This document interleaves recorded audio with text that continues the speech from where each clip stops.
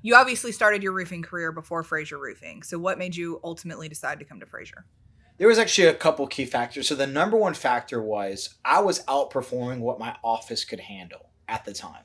So basically, I knew that if I produced a certain amount of sales, the back end on how long it took them to get built, how slow the office support was, did I know when material was going to get ordered, when that job would get approved, they could not keep up with the volume because of the lack of the office staff.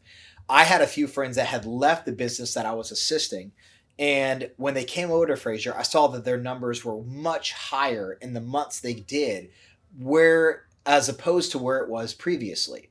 And that wasn't because a bunch of leads came in or something like that that gave them that advantage. It's because they had such a better operative system at Fraser to allow that rep to be the most of their potential.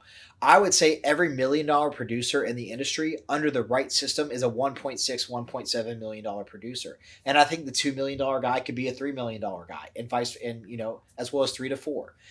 Where I was, I knew I had maxed out, and I felt like that. And I was telling people, man, I know I could do a lot better under a different system. The office is not everywhere it needs to be.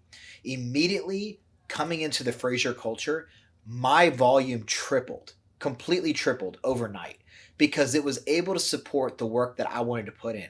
I didn't have to go out and manage the job. Once I sold that job, I was able to move and focus on a new client to bring in new business. And that is what sales reps look for. On top of that, you don't want it just with any business, because there are businesses who carry a bad name and a bad reputation.